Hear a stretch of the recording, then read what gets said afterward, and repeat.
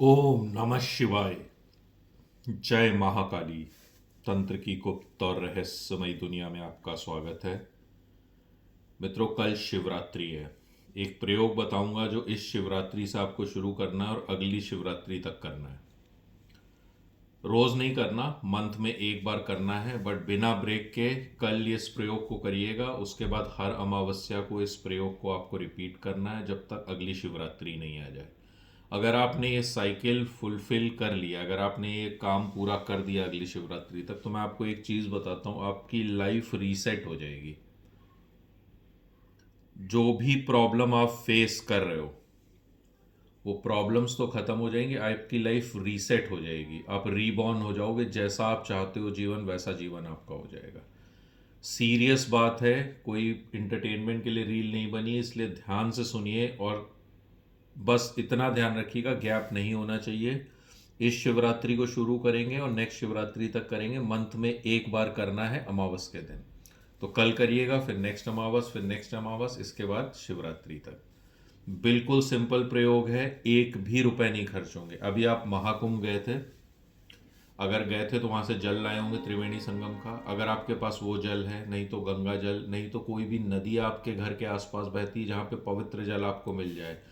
भारत देश पवित्र नदियों का देश है, जहाँ नदी को माँ कहा जाता है। उसका जल आप प्राप्त कर लीजिए।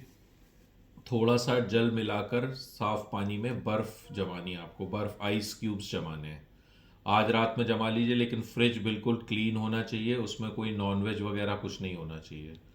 क्लीन फ्रिज होना चाहिए, फ्रीज़र भी क्लीन होना चाहिए। उसमें आप जब ये बर्फ़ जमा लेंगे, साफ़ पानी, मतलब या कुंभ की त्रिवेणी का जल, अभी तो बहुत लोग गए तो उनके पास होगा, तो एक ढक्कन मिला के बाकी क्लीन वाटर में आप बर्फ़ जमा लीजिए। नहीं तो गंगा जल, यमुना का जल, नर्मदा, गोदावरी, कृष्णा, कोई भी नदी जो आपके घर के आसपास है, उसका जल अगर आपके पास है तो आप उसको कर लीजिए। अगर वो भी नहीं है आपके पास तो किसी कुएं या हैंडपंप का पानी होगा, उसको मिलाकर बर्फ़ जमा लीजिए।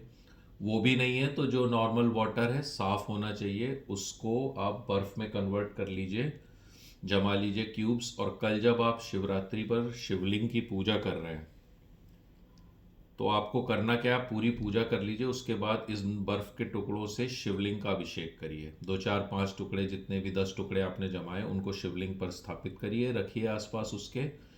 और ये प्रयोग आपको अब कंटिन्यूअसली करना है अगली शिवरात्रि तक। अगर आपने ये साइकिल कंप्लीट कर लिया तो आपके ऊपर भोलेनाथ की ऐसी असीम कृपा होगी कि आपका जीवन रीसेट हो जाएगा। सीरियस बात है, ज़्यादा से ज़्यादा लोगों को शेयर कर दीजिएगा, कमेंट में ओम नमः शिवाय लिख दीजिएगा। और एक बार 1 साल तक, जिसमें कोई खर्चा नहीं आएगा और महीने में सिर्फ एक ही दिन आपको देना है, इस प्रयोग को मेरे कहने से कर लीजिएगा। आप किसी भी मुसीबत में हैं, आप इस प्रयोग के थ्रू बाहर आ सकते हैं। ना किसी एस्ट्रोलॉजर, ना किसी तांत्रिक के पास आपको जाने की ज़रूरत है। आपका जीवन मंगलमय हो, इसी मंगल कामना और शुभ कामना के साथ ओम नमः शिवाय। जय महाकाली।